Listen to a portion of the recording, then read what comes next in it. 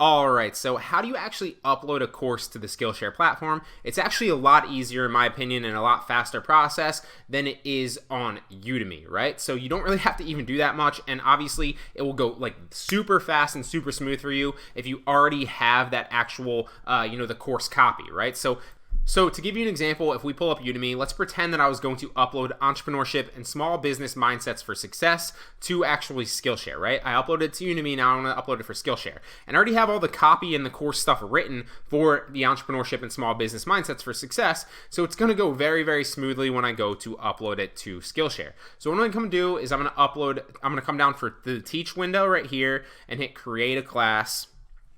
And basically what that's going to do is take me to this window, and then you hit start a class, and then it takes you to this platform right here where all you literally have to do is upload your videos in sequence, and then hit class info. You input a title, you input the description. Both things I could take literally from this right here. So I'm copying my title. Make sure, like I said, it doesn't have to do with finances. So if your course is about finance and you clipped it, make sure you're obviously coming back to the title and the description, reading them through, and making sure that they don't, go against the terms of service. Tailor them to that, right? Because I made that mistake quite a few times, and I maybe didn't read through the description fully. Don't do that. So what you want to do is you want to copy it, right? Then what I'll do is I'll basically scroll it down a little bit, and I'll read through. I'll make sure, okay, the title fits the terms of service. Okay, read through the description.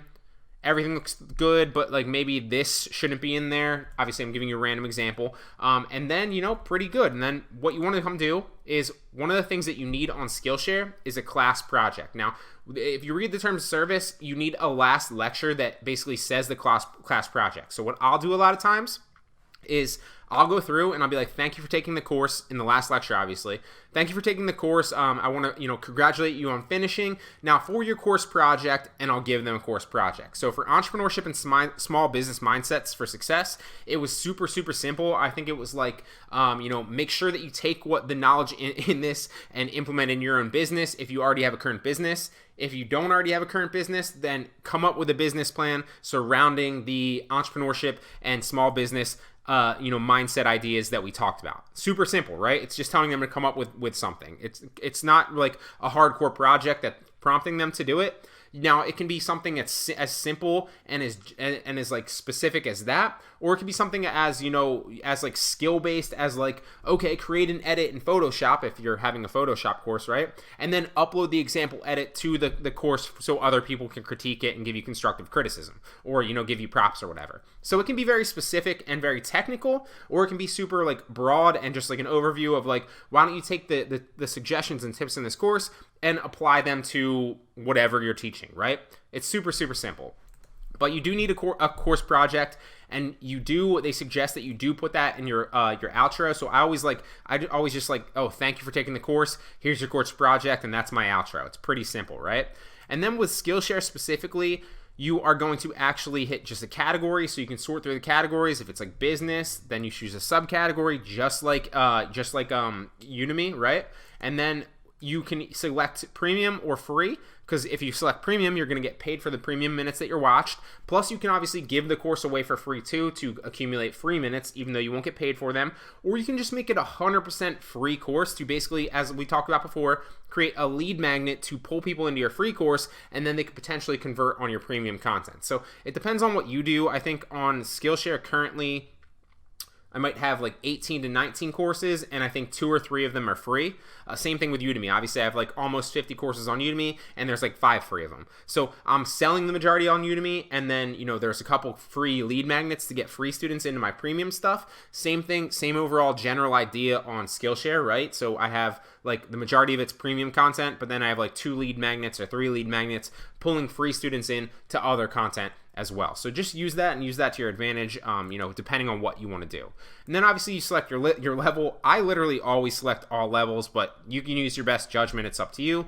And then think of class skills as like tags, right? So it's like tags based on that specific business model. So you can only have 7 of them on Skillshare when you're actually creating it. This is the longest part of Skillshare uploading to a course. It's super, super simple. So to give you an example, let's go through the class skills, and we'll use them as like tags, right, for this specific course example. So entrepreneurship and small business mindsets for success. So we'll go like entrepreneurship, and you'll see if it pops up, then obviously you know it's already a tag and you can use it. Now you can have one suggestion. So if it's not an actual tag on Skillshare yet, you can suggest one tag and that can be your 7th tag, right? So you only get 7.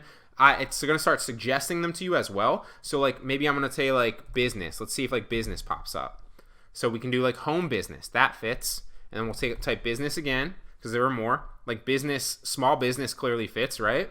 And then like business, so maybe like business skills or business development, right? And then we'll see like maybe like what gets suggested to me. And obviously I don't think mindset's here. So maybe I want to suggest like mindset or like success mindset, right? And then you'll notice that it says create that tag, but you can only suggest and create one tag per course. So I already did one, right? So I can't create another. So if I was like, let's try Udemy, right?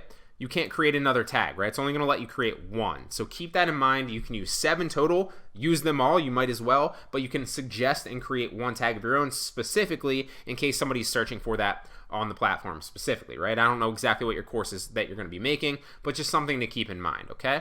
So if we go to the video lessons, it's super easy, super self-explanatory. So if we just upload a video, and I obviously don't have any specific courses on my laptop currently, because I usually I take them to my other, it's like an easy store. I keep them like in an easy store file system. It's like digital. That way I don't have to worry about having like, you know, just loads and loads of video content on my computer, slowing them down. So every single time I create a course, I throw it on my easy store device so I don't have to worry about it. So what I'm basically going to do is I'm just going to upload 4 YouTube videos to show you exactly the process. But you're obviously going to have your videos in a sequence potentially. It will notice if I go to like videos, I'm actually recording one currently for this. If we go back to downloads and I just start uploading courses, we'll pretend that they're already in order. Boom, done. Uploading, now it's processing. Super easy on Skillshare. It's a little bit more longer and kind of like a process on Udemy. Super fast, super easy on Skillshare. Just click them all and then they should all upload and start processing. And that's basically how you upload to Skillshare. It's super easy. You got your video lessons that you upload in sequence, right? And obviously you can like move them around. So if you like just click in there, you can order them and restructure them. Pretty self-explanatory. You can also write a description. You can redo the title. So if your video is named something different, you don't like what the video is named at, just click on right here, and then you can rename the title. But it's super self-explanatory, super easy. And then obviously, like we talked about before, if you already have it on Udemy, just copy and paste your title and your description. Just make sure it's for the terms of service, and common sense will tell you if you don't, then just create them. It's pretty easy. Then your class project, your categories, and your 7 tags, you get to suggest one. And then pretty much once you're done and they're all processed, so you come back to the video lessons, you obviously want to save your draft too, and then you come back and you notice that they're all done and they're done processing, hit publish. But remember, you can only hit publish once a week. Now they will let you publish multiple ones, but the terms of service says once a week. So I would not recommend publishing more than one a week, okay? So remember when you hit publish, I actually have right here, like what I'll do if you can see this, is it's like a calendar, right? So this is like when I schedule all my YouTube content, and you'll notice these little SS's. That's when I upload Skillshare, right? So today's the 17th that I'm recording. So what there's little Skillshares, right? So today I literally just uploaded that course that I took you through and promoted it. So I'm gonna write an SS right there. And that's basically what I do. I just keep track of it. It's very simple, but that's the uploading process.